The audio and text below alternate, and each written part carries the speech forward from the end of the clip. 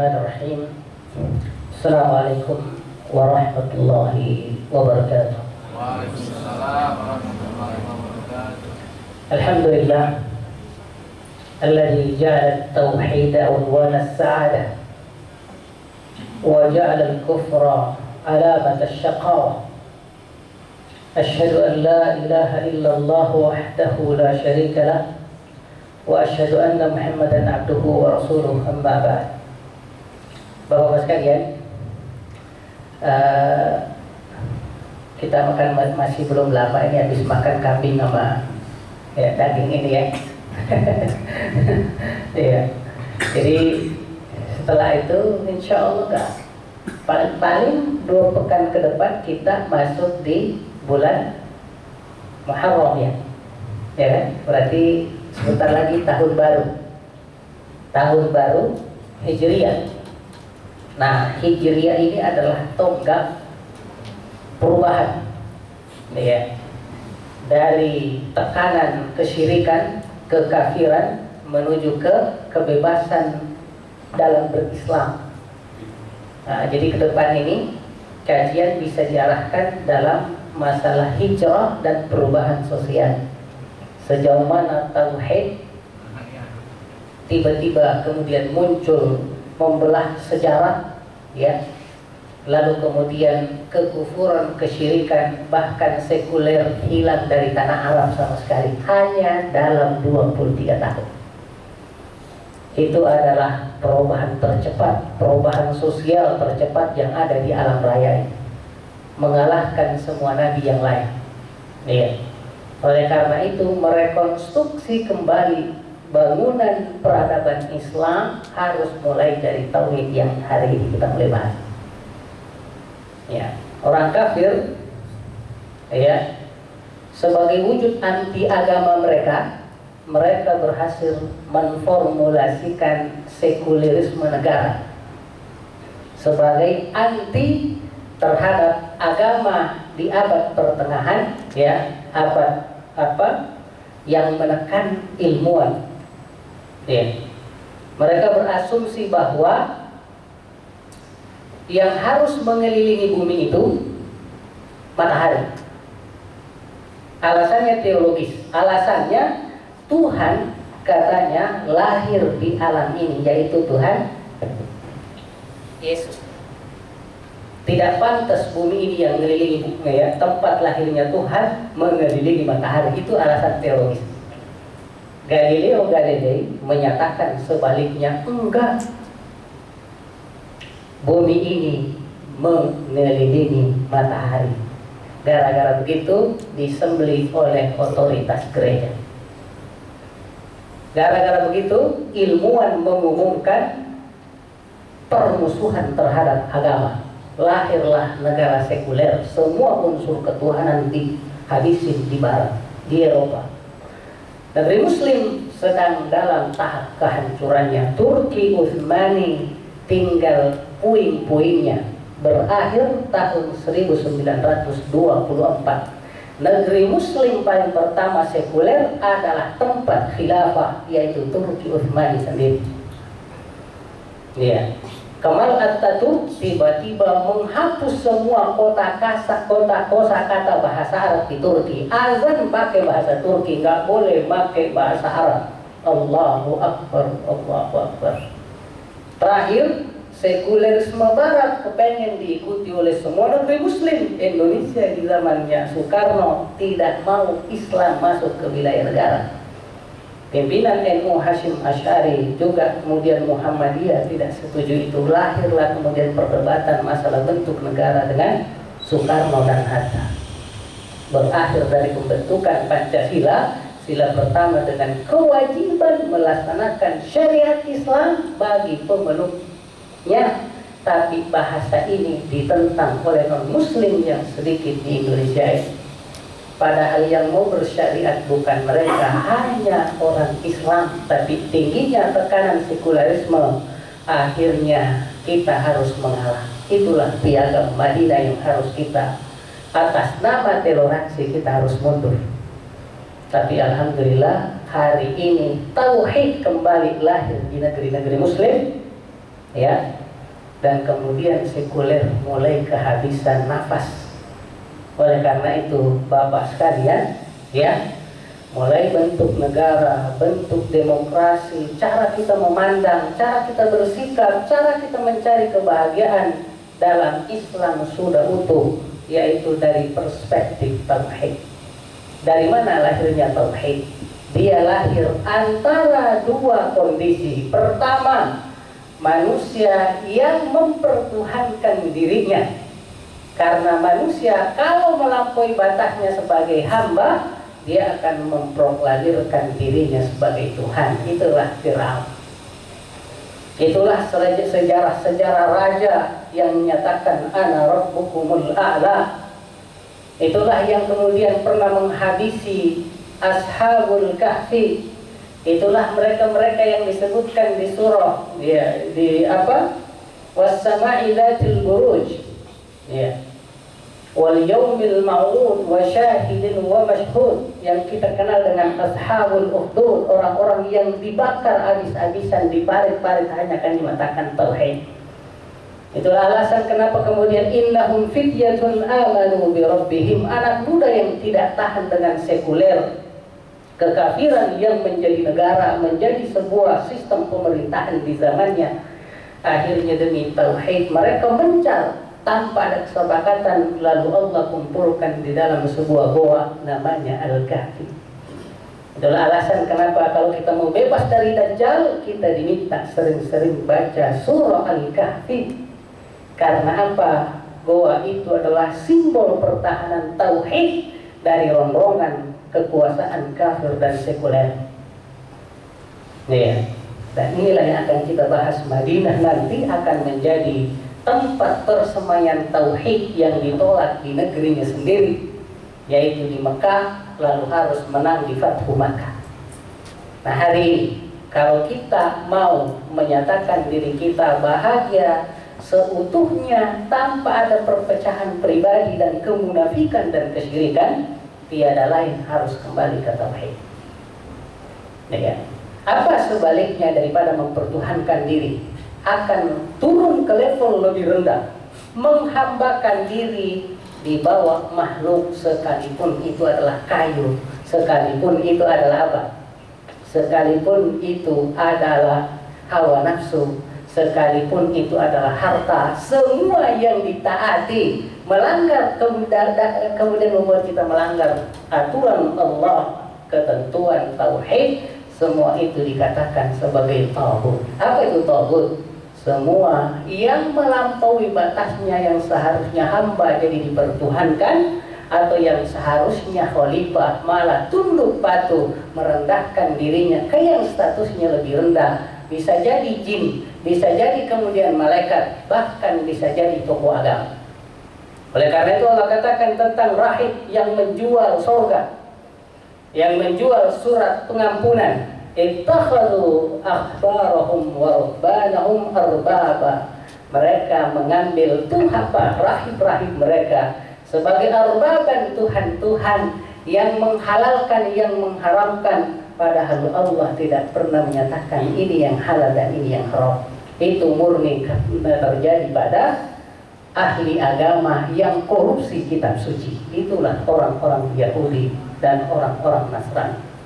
Makanya cek di surah Al-Baqarah, banyak sekali ayat yang menyatakan yashtaruna, mereka dia menjual atau membeli apa? Ad-dhalalata bil huda. Mereka tukar, mereka perjualbelikan kesesatan mereka dengan petunjuk. Wal azab bil maghfirah. Mereka kemudian membeli apa? Azab, siksaan dengan ampunan. Dan fama asbarahum 'alan nar, dan betapa sabarnya orang kafir itu dalam neraka. Neraka duniawi yang membuat dia terkungkung di bawah hawa nafsu, dan kemudian neraka akhirat yang kemudian disebut naran talazza, api yang kemudian membakar luar biasa. Innahum 'alaiha muqtadir. Ya. Ini Bapak sekalian. Oleh karena itu tauhid lahir di mana? Dia lahir antara syirik dan antara yang mempertuhankan dirinya sendiri. Lahirlah tauhid, yaitu tunduk patuh hanya kepada Allah yang memegang semua kunci keberuntungan dan sekaligus pemegang kunci-kunci bahaya dan yang semua yang tidak diinginkan manusia. Oleh karena itu, manakala ada yang disembah selain Allah, Allah selalu katakan, lima ta'budu ma la yanfa'u wa la yadurru anka syai'a. Ente ngapain sih nyembah yang sama sekali manfaat nggak ngasih, bahaya nggak dicegah, bahkan ente nojok sendiri, dia nggak melawan, engkau minta dia tidak dengar. Kok ada Tuhan yang dengar aja tidak? Allah itu maha mendengar, Allah itu maha berbicara, kalam. Bahkan Allah katakan, kulla yawmin huwa fi sya'nin. Setiap hari Allah senantiasa sibuk mengurus urusannya dalam rangka mengarahkan alam semesta. Tetapi kita lalai, kita seolah tidak tahu bahwa Allah senantiasa mengurus segalanya. Bahkan dengan nada retoris Nabiullah Ibrahim yang diceritakan di surah Al-Maidah, falamma janna alaihi lailu, tatkala malam begitu mulai merengsek ke tengah. Kata jangan dipakai, kenapa? Kata jin itu sesuatu yang tersembunyi. Makin tersembunyi, makin nggak kelihatan. Janin ada yang lihat gak dengan mata kepala sendiri? Nggak ada. Jannah, surga, ada nggak yang lihat dengan mata kepala sendiri? Enggak. Ya. Apalagi surga, jannah, surga nggak kelihatan. Majnun, orang yang akalnya tidak tampak lagi dalam bahasa dan kemudian percakapannya karena tertutup oleh tekanan-tekanan masalah yang membuat dia tidak mampu menyelesaikan. Semua kata jin mengindikasikan apa tersembunyinya sesuatu. Oleh karena itu jemaah yang dirahmati oleh Allah, Allah katakan falamma janna alaihi lailu, tatkala malam makin kemudian ke dalam, ra'a kaukaban, Nabiullah Ibrahim melihat ada kaukab, bintang. Kata dia apa? Hadza rabbi, inilah Tuhanku. Ya kan? Ya. Falamma afala, tapi kemudian makin malam makin hilang sampai tidak ada sama sekali. Kata beliau, la uhibbul afilina, saya nggak senang yang hilang. Gimana ngurus alam raya ini kalau dia pergi? Ya. Falamma ra'al qamara bazighan, tatkala kemudian bulan muncul, kata dia, hadza rabbi, inilah Tuhanku. Ya.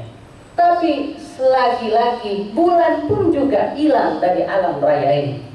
Sama, beliau katakan, saya nggak mau Tuhan yang menguasai alam semesta ini hilang. Karena kalau hilang, siapa yang bisa mengurusi segala?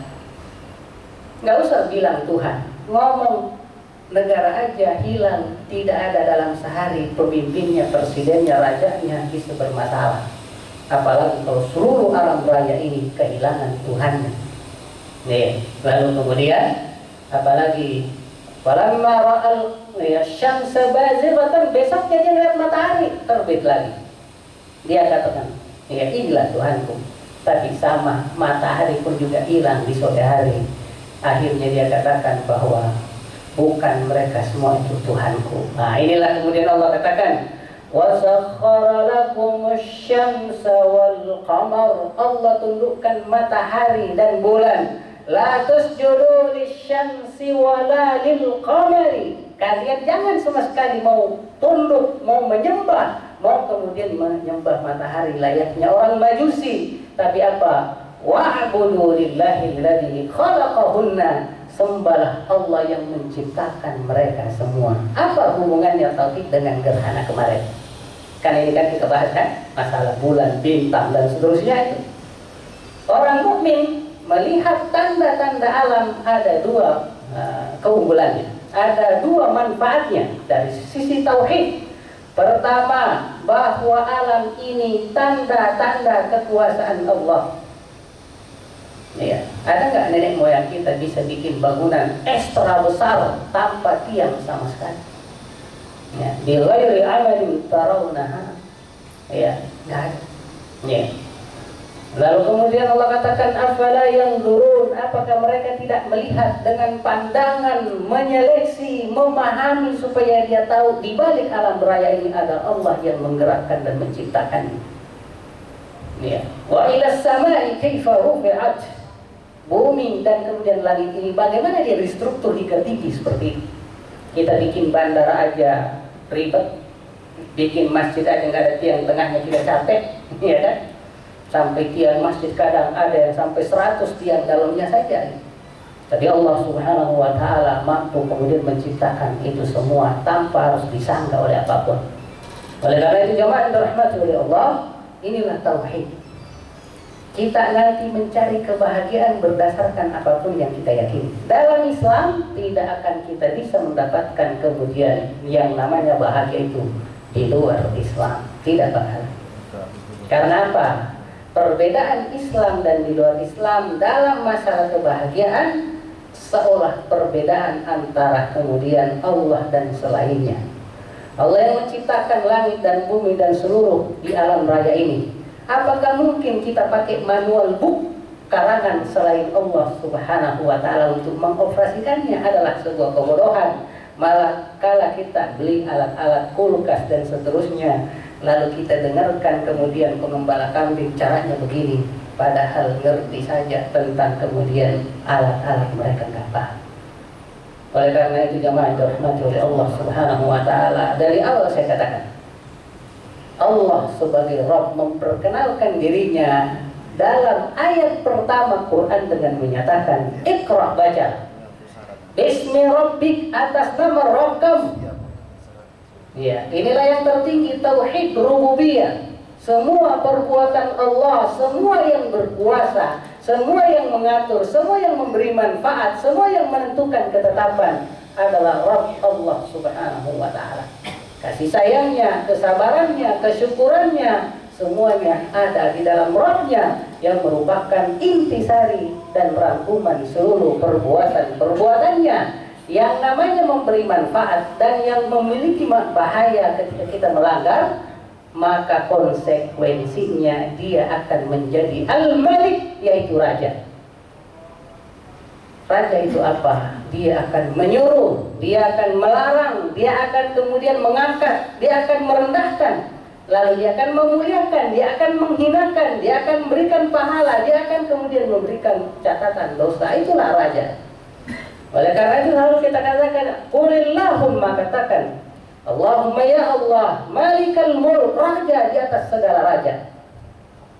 Tu'til mulka man tasha, engkau memberikan kekuasaan kepada siapapun engkau kehendaki. Ya. Wa tanzi'ul mulka mimman tasha, engkau pula yang mengimpet. Nah, engkau pula yang memecat, engkau pula yang menurunkan siapapun yang telah engkau angkat sebagai raja. Tu'izzu man tasha, sebagai raja engkau yang memuliakan siapapun yang engkau kehendaki. Wa tudhillu man tasha, sebagai raja engkau yang membuat terhina siapapun yang engkau kehendaki. Dan intinya apa? Bahwa Allah sebagai Rabb, Allah sebagai Al-Malik, Allah Subhanahu wa Ta'ala dengan kekuasaannya lalu memperbudak kita dengan uluhiyahnya. Siapa itu? Itulah Allah Subhanahu wa Ta'ala. Intinya dengan rububiyah Allah memberikan seluruh rahmatnya dan seluruh kandungan rububiyahnya. Lalu kemudian konsekuensi dari rububiyahnya, Allah mengatur kita sebagai penentu kebijakan dan raja di atas raja. Lalu konsekuensi dari kerajaannya, dia akan memperbudak seluruh makhluk termasuk jin dan manusia. Itulah Allah Subhanahu wa Ta'ala. 3 nama itu saja kita temukan di Al-Fatihah sebagai kunci tauhid. Kita sudah katakan Alhamdulillahi Rabbil Alamin. Alhamdulillah, seluruh pujian, seluruh kesempurnaan hanyalah milik Allah. Itulah uluhiyah lillah, uluhiyah. Sehingga hubungan antara ibadah dan memuji, memahasucikan, itu adalah konsekuensi uluhiyah. Lalu kenapa dia dipuji? Kenapa Allah diberikan segalanya? Karena dialah Rabbul Alamin. Inilah Rabb. Tidak ada selain Allah kecuali Tuhanlah yang kemudian menciptakannya, memberikan rezeki. Semua yang dianggap berkuasa kekuasaan itu adalah milik terkecil yang diberikan Allah padanya. Oleh karena itu Nabi Sulaiman yang dianggap punya kekuasaan politis tingkat tinggi yang ada di alam ini.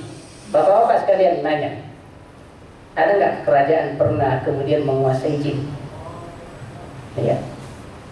Ada nggak pegawai negeri di dalam sebuah kerajaan yang pernah mengangkat jin sebagai pegawai negeri? Ya.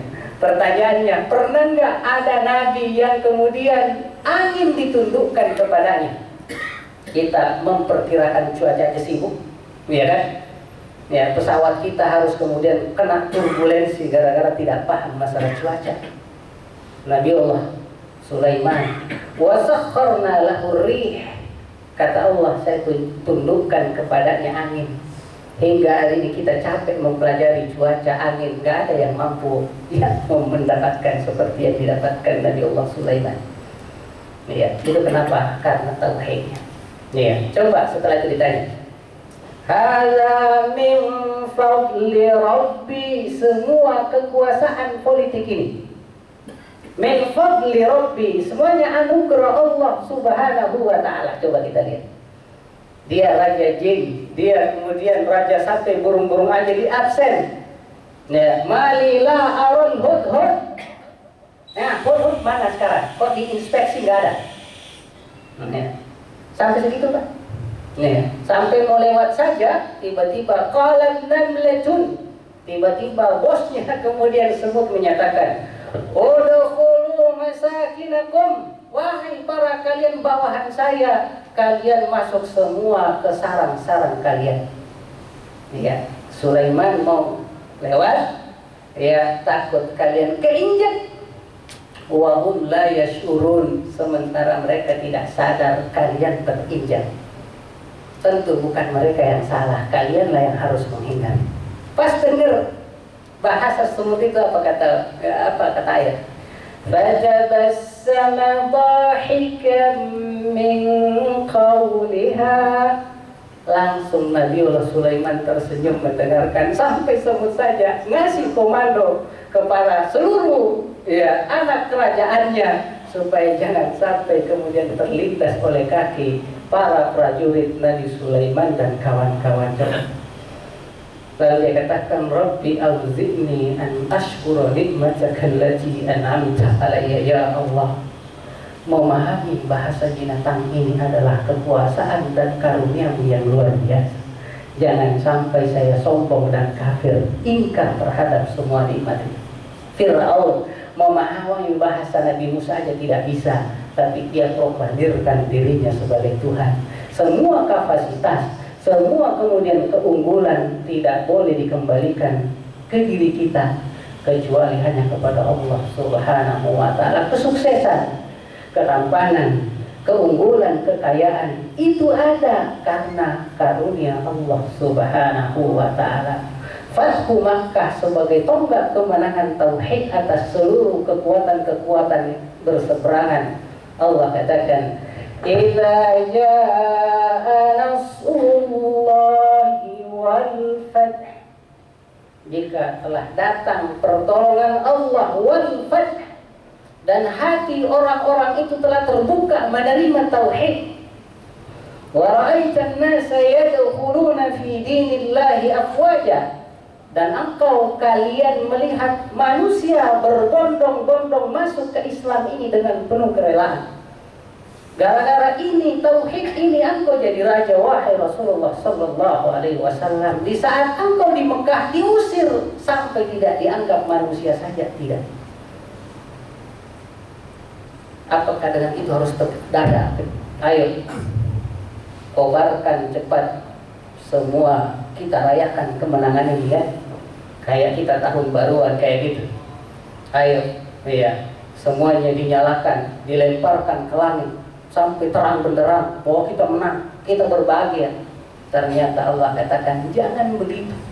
Fasabbih, kalian kumpul sama-sama tasbih, maha sucikan Allah karena Ia telah memudahkan itu engkau miliki.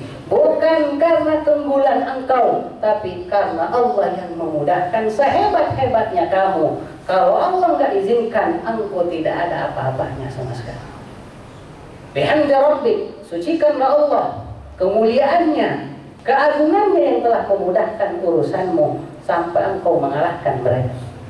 Wastaghfirhu, lucunya disuruh banyak istighfar. Astagfirullahaladzim. Kalau orang pesta kembang api, kaum muslimin ketika menang malah harus duduk ngumpul di tanah lapang di masjid-masjid menyatakan syukur. Makanya kemudian Nabiullah Sulaiman ketika diberikan kekuasaan itu apa kata dia? Liyabluwani, ini semua memang nikmat, tapi ini adalah ujian dari Allah Subhanahu wa ta'ala. Ashkuru, apakah saya akan kemudian menegaskan kesyukuranku, menegaskan kepalaku tunduk dan patuh kepada Allah, am akfur, atau karena kekuasaan ini, nikmat ini, lalu saya lupa diri, lalu lupa Allah sebagai pemberi rezeki, pemberi nikmat dan pengatur segalanya, lalu saya katakan semuanya saya dapat karena keunggulan dan keilmuan saya yang hebat. Layaknya Qarun yang menyatakan bahwa sungguh di surah Al-Qasas Allah terangkan tentang dirinya, sombongannya, innama utituhu ala ilmin 'indi, bahwa ini semua saya dapatkan karena ilmu bisnisku yang luar biasa.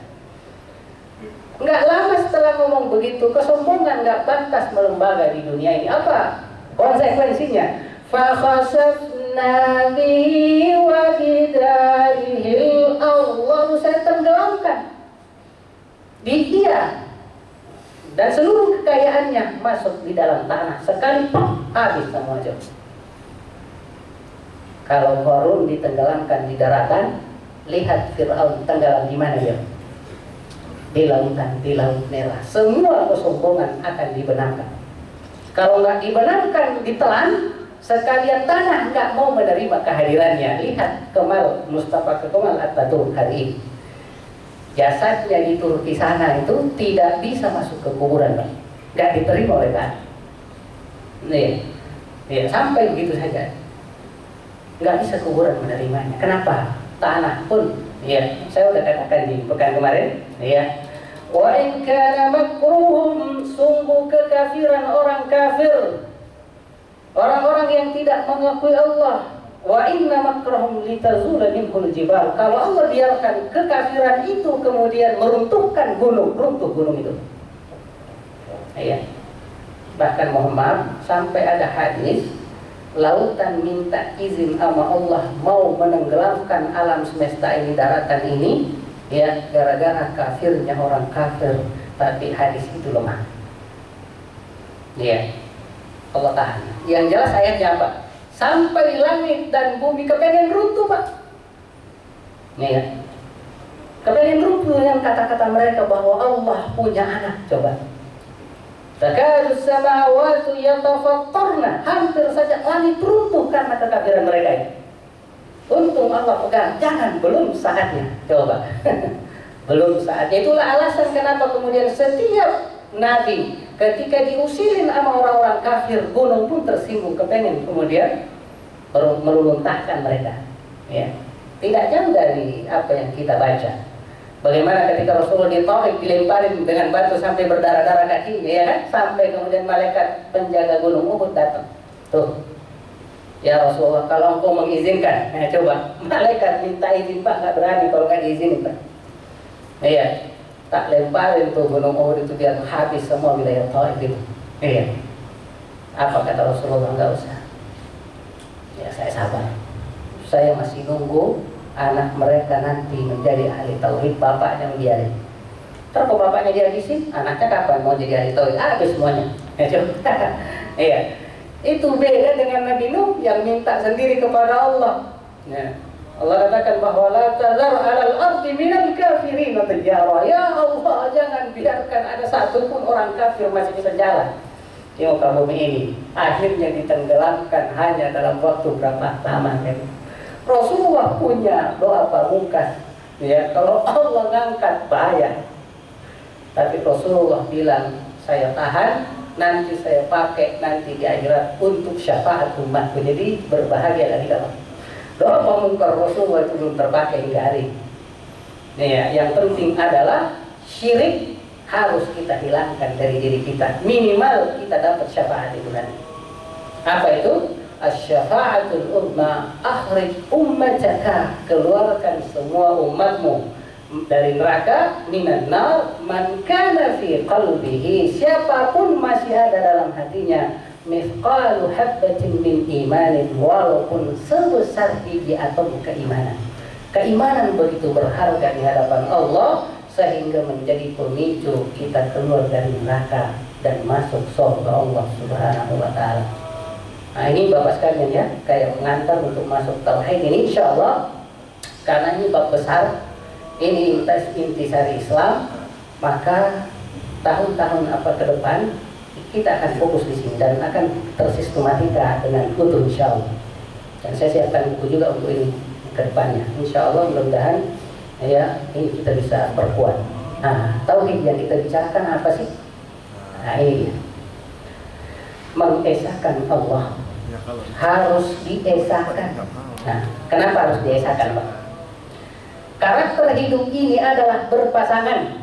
Kalau ada langit, ada bumi. Kalau ada siang, ada malam. Kalau ada laki, ada perempuan. Bahkan nikmatnya sesuatu karena dia berpasangan. Satu-satunya yang tidak berpasangan adalah Allah Subhanahu wa ta'ala. Itulah yang disebut esa. Ya. Kita enak gak, Pak, kalau kita laki-laki semua, Pak? Berani gak kita hidup tanpa perempuan? Bahkan menikah itu adalah fitrah. Ya gak boleh kawin sebelum dinikahkan. Karena itu di luar tanggung jawab, di luar ibadah. Ya, Islam bukan kemudian anti fitrah. Bukan Islam itu adalah mentuhankan Tuhan lalu kita zalimi manusia. Na'udzubillahi min dzalik. Tauhid adalah menuhankan Allah secara utuh sekaligus memanusiakan manusia sepenuhnya. Tidak ada agama yang mampu menyatukan antara Tuhan dan manusia dalam harmonisasi yang luar biasa melainkan Islam. Agama-agama yang pernah ada, bahkan agama samawi sekalipun selain Islam, masih saja terlalu cenderung ke akhirat seperti agama Nasrani. Agama Yahudi terlalu cenderung ke bumi, ya, susah memahami hal-hal spiritual. Tetapi Islam menggabungkan antara dunia dan akhirat dalam satu ketukan sekaligus. Apa buktinya? Nah, sekarang Bapak bisa tulis visi misi Islam. Visi Islam apa? Pertama, hubungan dengan Allah, itulah ibadah yang sekarang kita sebut tauhid. Mengesahkan Allah dalam setiap gerak dan dalam setiap diam kita. Kalau saya diam karena Allah, lalu saya gerak karena Allah, itulah ikhlas dan itulah tauhid dan itulah ibadah. Dan inilah yang tertinggi dalam hierarkis hubungan seluruh hal dalam Islam. Itu adalah visi. Setiap Islam adalah ibadah. Lalu kedua, visi kedua Islam hubungannya dengan akhirat adalah bahwa sadar sepenuhnya kita akan bertanggung jawab di akhirat kelak. Tempat keadilan akan dipenuhi seadil-adilnya, ada surga, ada neraka. Itu adalah visi akhirat. Lalu apa misi kita? Misi kita di dunia ini adalah penjabaran visi itu. Yang pertama, menyadari sepenuhnya bahwa hidup ini ujian dari Allah Subhanahu wa ta'ala. Kita mau miskin semiskin-miskinnya, itu ujian. Kita mau kaya sekaya-kayanya, itu juga ujian. Itulah bahasa Nabi Sulaiman tadi. Liyabluwani ashkuru am akfur. Ini ujian, mampu menguasai jin, mampu memahami bahasa binatang dan semuanya. Kapasitas ini, keahlian ini, bahkan kita sebut sebagai profesi ini, dari kata profesional, itu semua adalah kekuatan, karena ilmu itu adalah kekuatan. Semua masalah hakikatnya karena ketidaktahuan, dan semua keunggulan sebabnya adalah keilmuan. Tidak ada yang diajarkan oleh Allah di Quran tentang meminta sesuatu kecuali ilmu. Allah sendiri yang ajarkan. Rasulullah SAW menyatakan, Rabbi zidni ilman. Ya Allah, tambahkanlah ilmuku. Bahkan ilmu itu untuk kategori khusus hanya Nabi yang memiliki modelnya. Itulah yang namanya wahyu. Ya, jamaah dirahmati oleh Allah Subhanahu wa taala. Oleh karena itu, long life education yang diajarkan Islam sebagai sumber perbaikan, sumber kemudian kebahagiaan, itu hanya ada dalam wahyu. Oleh karena itu Nabi tidak ada yang pernah berhenti belajar, karena tugas mereka besar, harus menyadarkan kaum muslimin seluruh makhluk dengan tauhid. Kita lihat 23 tahun Rasulullah harus bolak-balik Jibril Allah sama dia.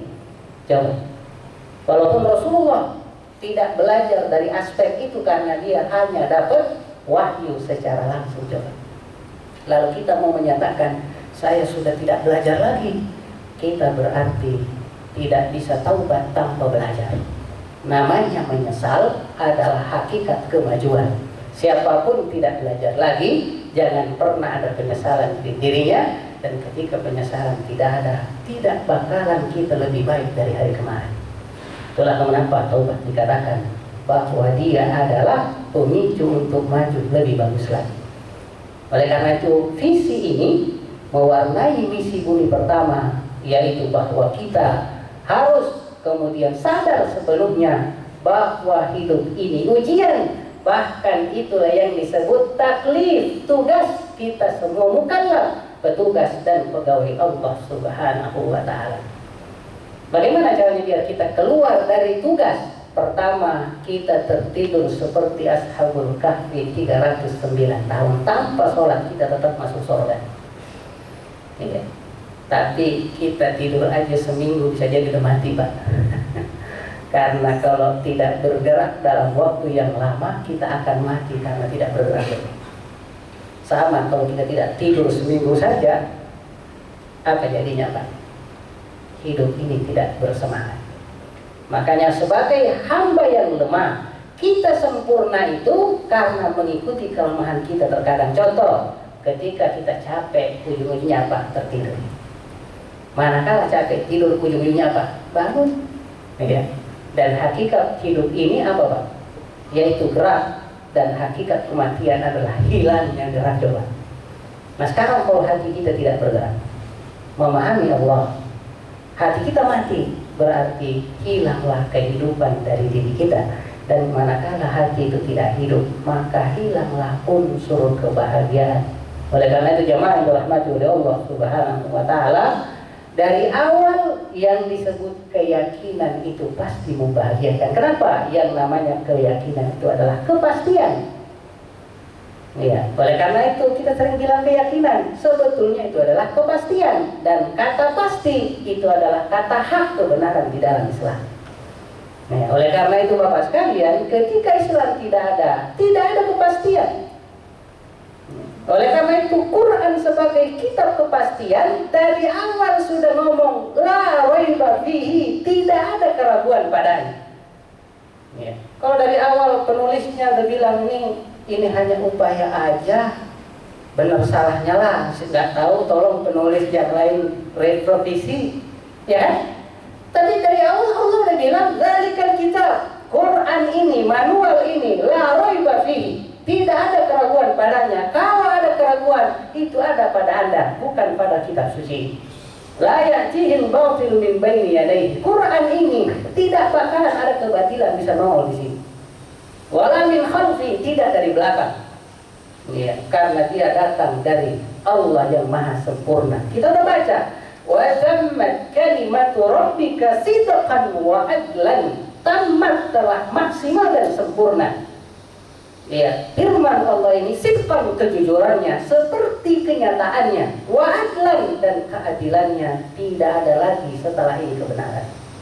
Oleh karena itu Quran, kata Rasulullah, hujjatun laka au alaika, dia nanti akan mengangkat kamu atau dia yang akan merendahkan kamu. Innallaha, sungguh Allah, ya, yarfa'u bihadzal kitabi aqwaman, dengan Quran ini dia akan memuliakan sekelompok orang, lalu kemudian merendahkan yang lain. Tinggal kita mau ikut yang mana. Oleh karena itu jamaah yang dirahmati oleh Allah Subhanahu wa taala, saya kutub di tafsirnya Zilalul Quran baru mulai bahas Al-Fatihah, memakai kata refleksi Al-Fatihah, sudah dari awal sudah strength dia katakan bahwa kepastian adalah judul Islam, sementara filsafat memulai dari keraguan. Islam memulai dari keyakinan, sementara non-Islam memulai dari keraguan. Kenapa? Mereka pantas ragu, mereka tidak punya Tuhan memberikan kepastian. Adapun dalam Islam tidak boleh. Kapan kita ragu? Berarti meragukan Allah Subhanahu wa Ta'ala. Metode ragu di dalam Islam itu adalah metode setan. Oleh karena itu setan mau meruntuhkan keyakinan kita supaya kita ragu, karena hakikat daripada ketuhanan adalah kepastian. Oleh karena itu Allah katakan afillahi syakkun. Orang kafir yang mendustakan Allah dengan kesombongannya ditantang oleh Allah, afillahi syak. Emang Allah itu masih meragukan gak sih? Ya, orang kafir selevel Fir'aun pun Allah katakan wajahadu biha, mereka pura-pura mengingkarinya.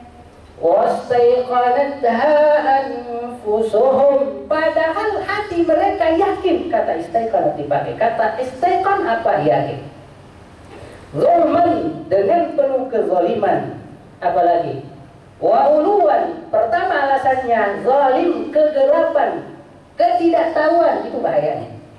Oleh karena itu sekuler hari ini dan kemudian kekafiran hari ini itu adalah puncak kebodohan. Walaupun para filosof berlevel profesor mendukung semua sekuler, Allah tetap Allah sekalipun diingkari. Sebelum kita ada, sebelum malaikat Tuhan ada, Allah sudah menjadi Tuhan. Tidak butuh kesyukuran kita, tidak butuh ibadah kita. Oleh karena itu di Quran manakala ada yang kafir, apa kata Allah? Wallahu ghaniyun 'anil 'alamin. Allah tidak butuh sama sekali seluruh alam semesta. Bahkan alam semesta inilah butuh Allah Subhanahu wa Ta'ala. Sebentar saja dibiarkan alam ini tanpa diurus, hancur semua sistemnya. Oleh karena itu al-ikhlas sebagai penutup tauhid di Quran Allah sudah katakan, disimpulkan, qul katakan, huwallahu ahad, dialah Allah yang esa. Jangan coba bikin ada istrinya. Kita sudah katakan bahwa semuanya berpasangan, bahkan nikmatnya sesuatu karena pasangannya. Nggak bakalan kita kenal malam tanpa ada siang. Nggak bakalan kita tahu laki kalau tidak ada perempuan. Tidak bakalan kita kenal langit tanpa ada bumi. Ya, bahkan mohon maaf, kita tidak mengenal Tuhan manakala kita tidak jadi manusia. Ya, oleh karena itu jamaah dirahmati oleh Allah Subhanahu wa Ta'ala, kecerdasan tertinggi yang ada di alam ini adalah tauhid. Ya, iblis tidak senang dengan tauhid itu, makanya dia mencoba mengecoh siapa Adam dan Hawa di surga. Ya, suruh giliran sujud kagak mau, wah, akhirnya dia dapat status baru sebagai mutakabbir, orang sombong, ya kan? Ya, disuruh, ukhruj, keluar dari surga, diusir Pak. Innaka minas sabirin, engkau kecil, kagak ada untungnya, nggak ada pembenarannya, engkau bisa tidak ikut sama perintahku untuk sujud kepada Adam. Ya, ya, tidak pantas surga ini untuk tempat orang takabur, nggak bakal.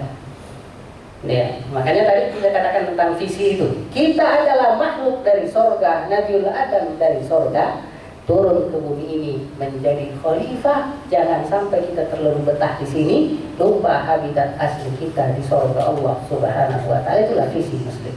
Ujian yang kedua, apa misi Muslim? Misi Muslim terkait alam semesta ini adalah bahwasanya melihatnya, mempelajarinya, untuk kemudian memahami bentuk rububiyah Allah yang tersebar di seluruh alam semesta itu. Tidak ada yang kita pelajari di alam ini kecuali akan kita temukan keteraturan. Ya, zat-zat saja itu O2, CO2, ya, kalau kita pelajari di fisika itu teratur dengan sempurna, ya, dari Allah yang maha teratur. Jangankan bikin, kita hanya bisa bikin namanya, itu pun suka salah. Makin kita teliti, oh ini adalah yang jadi dua di sini, bukan cuma satu. Iya. Itu kenapa? Ilmu manusia diawali dari hipotesis, kecurigaan, percobaan, tapi dalam agama tidak boleh dicoba-coba. Karena dia bukan percobaan, dia bukan hipotesis, tapi itu adalah tesis dari Allah Subhanahu wa Ta'ala, kesimpulan mutlak. Oleh karena itu hadis dikatakan an-naru haqqun wal jannatu haqqun. Surga adalah kepastian, neraka adalah kepastian. Sampai dalam hadis Bukhari dikatakan inna al-jannah, tunggu surga, inna ahadukum la aqrabu minal jannah, dia dekat ke surga min ya syiraki na'lihi, dibanding dari tali sendalnya. Neraka pun lebih dekat kepada kalian manusia dibanding dekatnya tali sendal kalian. Tinggal di ya. Itu alam. Lalu fungsi kedua, sebagai tanda untuk kemudian kita jadikan tempat ibadah. Nah, ya. Yas'alunaka 'anil ahillah. Kalau mereka nanya tentang hilal, katakan mawaqitun nas. Kita beribadah mengikuti bulan, bukan matahari sama sekali. Kalaupun kita mengikuti matahari itu karena di siang hari kita tahu zuhur sekarang di sini, asar sono, maghrib di sini, tapi bukan penentuan tanggal. Dari sini saya kritik. Pertama, dalam Islam penentuan tanggal baru dimulai dari munculnya bulan, bukan dari jam 12 malam seperti sistem sekuler. Sekarang saya nanya Pak, yang disebut jam 1 itu kan awal penanggalan di dalam bulan non-Islam kan? Itu jam 12 malam masuk, nah itu tanggal selanjutnya. Dalam Islam nggak begitu. Kalau sudah terlihat hilal 1 Ramadan, langsung terawih malamnya. Jangan nunggu sampai lagi setengah malam. Itu kan? Dalam hal itu saja Islam mereformasi Pak. Iya, bagaimana masalah kebahagiaan masa ditinggalin begitu saja nggak bakal. Oleh karena itu mohon maaf. Dari sekarang harus kita siapkan diri kita mempelajari Islam. Karena tidak ada kebahagiaan di luar itu. Di dunia ini, apalagi di akhirat kelak. Ya, kita mungkin tidak paham kenapa Nabi Yunus selamat dan ditelan ikan dikembalikan ke daratan. Itu karena tasbihnya kepada Allah Subhanahu wa Ta'ala. Mungkin kita tidak sadar ketika Nabi Ibrahim dibakar, kenapa dia bisa kedinginan di dalam api? Karena tauhidnya kepada Allah Subhanahu wa Ta'ala. Bahkan kenapa kemudian orang miskin bisa bahagia dengan kesabarannya sebagai orang miskin? Karena tauhidnya kepada Allah Subhanahu. Dia tidak pernah kehilangan harapan. Karena Allah yang diharapkannya adalah Allah yang mampu merubah kekayaan jadi kemiskinan dan merubah kemiskinan seketika itu jadi kekayaan. Tidak ada mustahil di hadapan Allah. Yang mustahil adalah kelemahan kita. Oleh karena itu, jangan mustahilkan surga untuk diri kita. Sama persis kita tidak boleh mustahilkan neraka untuk diri kita. Tapi kita kemudian katakan, ya Allah, Quran itu rahmatmu, Rasulullah itu rahmatmu, kami ini semua rahmatmu. Kami dicipta bukan untuk diazab, kami dicipta untuk diberikan rahmat. Oleh karena itu satukan Quran itu dalam hati kami, dalam setiap kata-kata kami, dalam setiap kemudian perbuatan kami, sehingga rahmatmu berupa Quran, surgamu berupa Quran, ya rahmatmu berupa surga, dan aku sebagai rahmatmu tidak keluar dari fitrah, sehingga di sini kami menjadi makhluk surga, di sini kami menjadi makhluk Qurani, dan kemudian berhak masuk surgamu bukan karena keadilanmu, tapi karena rahmatmu. Karena pakai keadilan kita gak ada yang selamat. Iya. Habis-habisan ibadah kita tidak bisa mengukur kuping ini bagaimana diciptakan oleh Allah Subhanahu wa Ta'ala. Oleh karena itu jemaah yang dirahmati oleh Allah, saya pikir cukup sampai di sini. Ya, saya selesaikan misi tadi itu. Ya, taskhir. Jadi Islam, sains di dalam Islam itu adalah tuntunan iman. Kita pelajari supaya kita tahu teknologi, supaya kita juga jalan kaki naik ke Saudi Pak, jemaah haji. Coba mau jalan kaki dari sini melewati lautan bisa nggak? Yang kedua, naik kapal laut kelamaan Pak, 3 bulan baru sampai Pak. Kita harus cuti dari Lembang Pak. Setelah kembali udah diisi orang lagi Pak. Kita harus cari kerjaan. Oleh karena itu dapat pesawat ketika kita di kendaraan, apa bahasa Allah? Subhanalladzi sakhkhara lana hadza. Maha suci Engkau ya Allah, dengan rahmat-Mu ini bisa tunduk kami kendaraan itu. Kalau bukan karena rahmat Allah, buka ilmunya. Orang kafir mah naik enjoy aja, bahkan mohon maaf meniadakan Allah coba pesawat ini naik. Di hal yang sama orang muslim menganggap dan meyakini bahwa itu adalah nikmat dari Allah. Bedanya cuma sedikit Pak. Masalah perspektif, masalah apa yang ada di hati. Ya, oleh karena itu dan itulah puncak kemenangan dan kebahagiaan. Terakhir, setelah saya ini sudah pelajari, lalu ada yang namanya apa? Hubungan kita dengan sesama manusia adil dan ihsan. Inilah inti agamanya. Bahwa visi kita sebagai beribadah dan bertanggung jawab menjiwai semua misi kita sebagai ujian di sini, mukallaf di sini, sebagai kemudian yang harus mempelajari alam semesta ini supaya tunduk kita gunakan kayak laptop ini, lampu ini. Para ulama muslim yang menemukannya di dalam kuburnya sambil ia kemudian mendapatkan rahmat, pahalanya terus mengalir karena dimanfaatkan oleh semua orang. Sayang yang menemukannya orang kafir. Di dunia aja dia tidak dapat pahalanya, apalagi di kuburan. Iya. Oleh karena itu kenapa bukan kita yang menemukan Pak? Padahal itu adalah amal jariah besar yang Allah undang kita untuk melakukannya. Nih. Oleh karena itu, ya, adil adalah standar minimal timbulnya rasa aman. Kalau saya tidak adil terhadap diri saya dengan membuat telinga ini mendengar Islam, melihat mata ini untuk membaca Quran, lalu badan hati ini saya serahkan ke Rasulullah untuk mengikutinya dengan setulusnya, maka kita akan menjadi orang yang menyelisihi diri sendiri. Hati tidak sama dengan kemudian mulut, itulah kemunafikan, itulah penyakit besar keraguan, dan itulah kemudian kehidupan yang paling tidak membahagiakan. Orang kafir lebih berhak bahagia dibanding orang munafik. Kenapa? Orang munafik tidak ada prinsipnya sama sekali, ragu terus. Tapi orang kafir masih pantas bahagia dikit karena dia meyakini prinsipnya, walaupun prinsip itulah yang membuat dia menjadi penghuni neraka. Saya cukup sampai di sini. Semoga Allah Subhanahu wa Ta'ala memberikan hak kita untuk menjadi ahli orang yang adil terhadap diri dan keluarga, sekaligus berusaha mencapai tingkat ihsan, yaitu menyembah Allah seolah-olah kita dan akhirat tidak ada batasnya lagi.